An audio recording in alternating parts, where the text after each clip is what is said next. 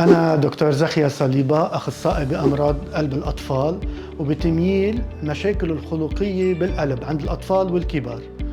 اليوم عندي عملية بمدينة فاروق الطبية، ولأول مرة تجرى العملية بهذا النوع من الأجهزة.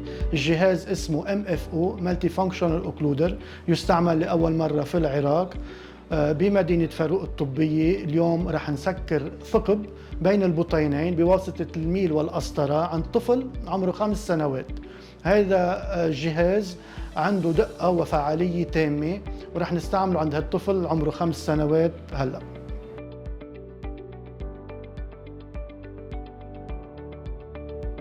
بسم الله الرحمن الرحيم. أنا والد الطفل علي أسعد من محافظة البصرة.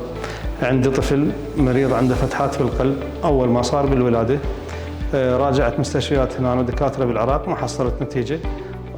اضطريت رحت للبنان، التقيت بالدكتور زخية، اجرى لي عملية انسداد الشريان، واخبرني بان بعد اكو فتحة موجودة لازم تسكر بعد 4 سنوات ونص. خلصت ال4 سنوات ونص، اتصلت بالدكتور قال لي راح اجي لمدينة فاروق الطبية بسليمانية. التقيت به البارحة او قبل يومين، التقيت به بعد الفحوصات وهاي. دخلنا العمليات اللي تعتبر اول عملية تجرى بالعراق للاطفال بالنسبة لهذا الموضوع اللي الفتحة مالت القلب. الحمد لله والشكر، اجرى العملية البارحة بالليل، والطفل الحمد لله والشكر ما بيه شيء، واليوم ان شاء الله راح نخرج من المستشفى بصحة وعافية.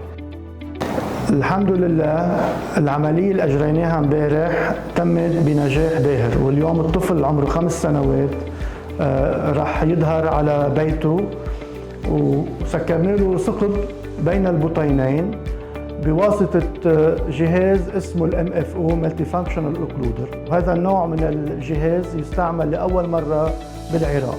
تمت العملية بنجاح كامل بدون أي مشاكل، وهذا الشيء تم بفضل تضافر جهود فريق العمل الطبي من طبيب تخدير لطبيب القلب اللي ساعدنا بالتصوير بوقت العملية، لأطباء الأطفال، لأطباء قلب الأطفال، والفريق الممرضين اللي كمان ساعدونا كتير. والأهم هو إدارة مستشفى الفاروق يلي أمنت لنا ظروف كاملة حتى لإنجاح هذا النوع من العملية.